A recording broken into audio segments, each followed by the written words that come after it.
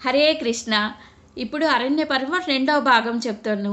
మొదటి భాగంలో శ్రీకృష్ణ పరమాత్మ వచ్చి ద్రౌపదిని ఓదార్చి అన్నీ చెప్తాడు కదా. లాస్ట్లో ఏం చెప్తాడంటే, నిన్నెవరైతే అన్నారో తల్లి, వీళ్ళందరూ కురుక్షేత్రంలో పడిపోతారు తల్లి, నిన్నన్న వాళ్ళందరూ నువ్వు బాధపడొద్దని చెప్తాడనమాట. తర్వాత అరణ్య పర్వం రెండవ భాగం అంటే అరణ్య పర్వానికి ఇంకొక అర్థము ఆరణ్య పర్వం అని వస్తుందన్నమాట. అంటే ఒక గురువు ఒక శిష్యుడికి ఉపనిషత్తులు చెప్తారనమాట. దీన్నే వేదాంతము అని కూడా అంటారు, దీన్నే ఆరణ్య పర్వం అని కూడా అంటారనమాట. ఇప్పుడు మనకి అక్కడ వీళ్ళందరూ వస్తారు కదా అరణ్యానికి. తన ద్రౌపదికి పిల్లలు ఉంటారుగా, ఎక్కడ ఉంటారని మనకి కొంచెం డౌట్ వస్తుంది కదా. ఇప్పుడు ద్రౌపదికి 5 పిల్లలు ఉంటారు కదా. వీళ్ళందరూ ఎవరు తీసుకెళ్తారంటే, తన అన్నయ్య అయిన దృష్టద్యుమ్నుడు పాంచాల రాజ్యానికి తీసుకెళ్ళిపోతాడనమాట.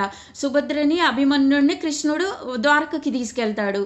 ద్వారక తీసుకెళ్ళి అక్కడ ఉంచుతారనమాట. తర్వాత ద్రౌపది పిల్లలు కొన్ని రోజులు పాంచాల రాజ్యంలో ఉండి మళ్ళీ కృష్ణుడి దగ్గరికి వెళ్ళిపోతారు వాళ్ళందరూ.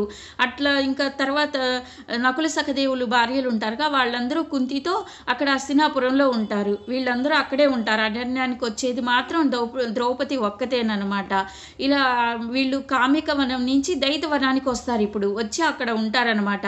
ఇప్పుడు ఒక ముఖ్యమైన ఒక వ్యక్తి వస్తారు. ఆయన ఎవరంటే మార్కండేయ మహర్షి వస్తాడనమాట. మార్కండేయ మహర్షి ఎవరంటే రాముడు కాలం నుంచి ఉన్నాడనమాట. శ్రీరామచంద్రుడిని తను చూసినవాడు అనమాట మార్కండేయ మహర్షి. ఇప్పుడు పాండవుల దగ్గరకు వచ్చి నేను చెప్తాడనమాట. మార్కండేయ మహర్షి వచ్చారని ఆయనకు అన్ని స్వాగత సత్కార్యాలు చేస్తారు, కూర్చోబెడతారు.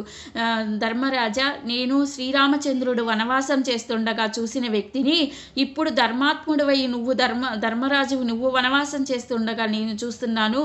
మీకు మంచే జరుగుతుంది, మీకు కొన్ని ఋతువులు యజ్ఞాలు అవన్నీ చెప్తాడనమాట. ఇలా చేయమని చెప్తాడు. చెప్పి మీకు తథ్యం మీకే విజయం మీ సొంతం అవుతుంది అని చెప్తాడనమాట. చెప్పి అక్కడి నుంచి వెళ్ళిపోతాడు. వెళ్ళిపోయిన తర్వాత ఏం జరుగుతుందంటే, ద్రౌపది వస్తుంది ధర్మరాజుతో. నువ్వు ధర్మం ధర్మం అంటున్నావు, ఎక్కడ ఉంది ధర్మము అని అడుగుతుందనమాట.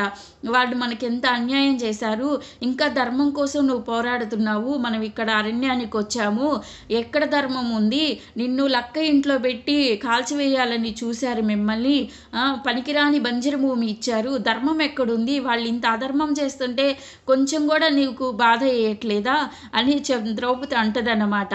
నన్ను ఇంత అవమానించే ఇలా చేశారు, ఇంకా ధర్మం ఎక్కడుంది, నువ్వు ధర్మం ధర్మం అని చెప్తావు అని ద్రౌపది చెప్తా ఉంటుందన్నమాట. అంటే అప్పుడు ధర్మరాజు చెప్తాడు, మనకి ఎంత చెడు చేసినా కానీ వాళ్ళకి క్షమించే గుణము మాత్రమే ధర్మము అని చెప్తాడన్నమాట. ఎంత చెప్పినా కానీ ద్రౌపది